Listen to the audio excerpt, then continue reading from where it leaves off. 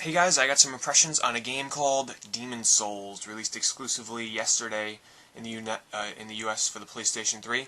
And I couldn't put this game down yesterday, so I just had to share some of my impressions with you because this game has a lot going on for it that I've never seen done before. Some really unique and interesting aspects, especially with the online, which I'm going to get into. But first, I just wanted to show you really quick.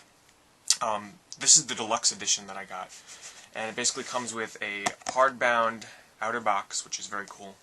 It comes with the normal regular game itself, and the main reason why you'd buy it is because it comes with the strategy guide for the game.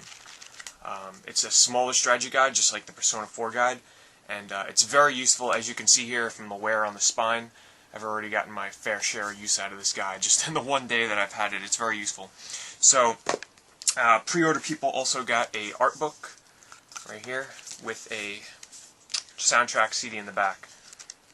Atlus just loves to go out of their way to please their fans, and that was definitely going overboard. The deluxe edition is $70, definitely worth it. So what is Demon's Souls? It's an action RPG, which I am going to refer to it as a massively single-player online RPG, and if that sounds weird, I'll get to explaining it because it has some really unique and awesome aspects to it. It has this gothic horror type tone to it. And the music that they put in there, it all fits together really well to give this like blend of fantasy, medieval, horror kind of setting. So there's 5 different game worlds that are all connected by the Nexus, which is the main hub world, which you can, go to the merchants and buy equipment. You can go from game world to game world. They're all connected by this main hub area. Now, the main purpose of this game is to basically slay the bosses and slay the enemies and collect their souls. Now, these souls basically act as the currency and experience in the game. So every time that you slay an enemy, you get souls. Every time you slay a boss, you get souls. You collect items that give you souls, and basically what you do with these souls is you can choose to increase your stat points like endurance, vitality, strength, dexterity, luck, all that kind of stuff. You can spend it on buying new items, buying new equipment. All in all, your souls basically act as the one main currency in this game that you have to choose how you want to distribute it. Do you want to level up your character really fast and increase their stat points? Put your soul points into your stats. Do you want to buy new equipment? Go that way. Do you want to learn new spells? You need to use your souls for that as well. Basically, think of your souls, you use it for everything in the game. So the game really makes you think about how you're going to use these souls, how you're going to distribute your stat points.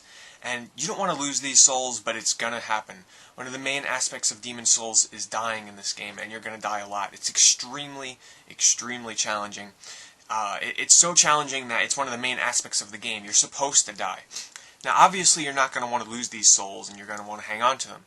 Now, there's no way to store them. Basically, you're going to have them on you, and you want to spend them. And why is that? Because if you die, you have a chance of losing all the souls that you collected since the last time you spent them forever. So how it works is in the game world, you're in your body form, and you have your full health, your full stats, everything like that. And if you die, you basically go into soul form, where it sort of acts like an online RPG, sort of like World of Warcraft, where you're in your soul form and you have to go back to your body to reclaim your health and your souls. So, let's say you get up to a boss, you spend an hour in a level, you make it up to a boss, and he kills you. You get sent back to the very beginning of the level, and you have to go back there in soul form with half health, all the way back to your body to reclaim it and get your souls back. If you are to die on your way back to your body, you lose all the souls that you had. Luckily, you don't lose your equipment or anything like that. You just lose all your souls. But you lose a lot of progress, especially if you had thousands of souls on you. So far, Demon's Souls is probably sounding like your typical third-person action RPG, but what really sets it apart and what makes it so addicting for me is how they tie in the online mode. So basically, when you're playing through your game, your single-player game, you'll see messages on the floor, and when you click on one of these messages, it basically gives you a hint. And these hints are actually from players in their own game, in the same realm that you're in, in their house, on their PlayStation 3, leaving hints for you. So, I could be in a certain area in the game where I see a hidden passage. I can leave a note as a scripture on the ground that'll say, hey, there's a hidden passage over here, or there's treasure ahead. And other people in their single-player games, as long as they're hooked up online, are going to see these messages and they can read them and rate them. Now, if somebody rates one of my messages that I left, while I'm playing my game, I will get my health fully regenerated. So I could be about to die fighting a boss. If somebody recommends one of my messages and found it helpful, full health for me. Same thing for them. If I read a message and I recommend it, they get it right back. The messaging system is really cool, really innovative. And another part that's innovative is that while you're playing, and when people die in this game, there'll be a blood splatter on the ground in your game. Now, the game isn't littered with messages and blood splatters. They kind of filter them so you only see some of them. You're not going to see every single one throughout the game. But basically, if you're coming up to a tough part in the game and you see a couple of blood splatters, you can click on that blood splatter and it'll give you about an 8-second ghost image replay of that person before they died. So, say there's a bridge. You click on the blood splatter, you see the person crossing the bridge, and say they get like killed off or something, you know that there might be a trap or an enemy waiting around a corner. Stuff like that, it helps you, it integrates the game into the online mode while keeping it a single-player game. Now, it's not entirely single-player. There's a co-op mode to it. This is where the game really gets cool. When you're in soul form, you can basically put down a blue marker throughout the levels, anywhere in the level, where you can say, okay, I'm willing to be summoned into somebody else's world so that I can help them out. So, if I'm in soul form, I put down a blue marker. Somebody in their game that's in life form, that's not in soul form, can summon me into their game to help them in their level. And you can summon up to 2 people, so there can be 3 people co-op, fighting through the levels. And basically, why would you want to help somebody else in their game? Well, when you're in soul form, instead of having to make a trek back to your body, if you help another player defeat a boss that they haven't defeated yet, you get your soul back.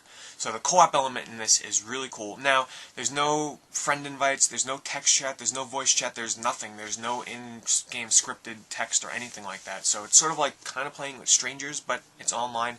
This is all intentional by the developer, though. They have their own unique reasons for doing this.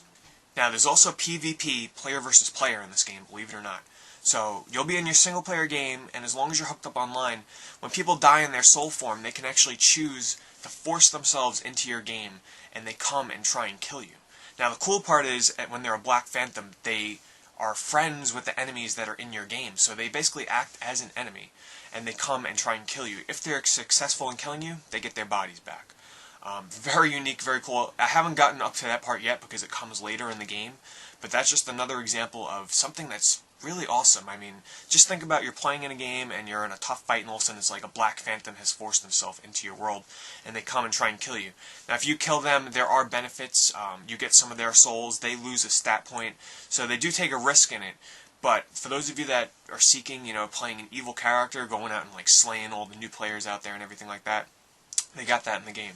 So far in the 8 or 9 hours that I've spent with the game, I'm very impressed. The graphics look really, really good. The music is haunting. It's very unique. I really haven't heard any music like this in any other game before. The controls are all spot on. The characters have a really great weight to them. All the weapons. There's really no, combo system in this game. There's a ton of different weapons that you can find, like anything from katanas to great swords to axes. So those of you out there that like all these different kinds of weapons, they're in the game, and you can upgrade them in the other weapons. But basically, every weapon has, your standard normal attack and a heavy attack, or, a jab or something with a javelin instead of a slash. So it's pretty basic in all those aspects. Now, the last thing that I wanted to touch upon is my recommendation for this game and who would like it. I just want to warn you guys that this game is extremely challenging. You're meant to die in this game, so those of you that would get aggravated after making like an hour's worth of progress through a tough level and dying and having to restart all over in a harder state for you to get back to where you were with half life, you probably wouldn't enjoy Demon's Souls. But for those of you that want a challenge and you like RPGs where there's that sense of reward in conquering bosses, getting new equipment, raising your stats, and those of you that just want to experience, a unique and a new RPG, nothing like this has ever been done before on an online console with these types of integrated online interactions with the messaging and the replays and the unique co-op and PvP. Really, nothing like you've ever played before. I'm really enjoying it. So those of you out there that like roguelikes and, think you want to take a chance on Demon's Souls, I'd highly recommend it. There's a chance that you'll probably like it more than you'll hate it. So, I'm going to go back to playing some Demon's Souls, guys. Look for me online. You'll see my name on there. Maybe I'll summon you sometime. You never know. So, thanks for watching.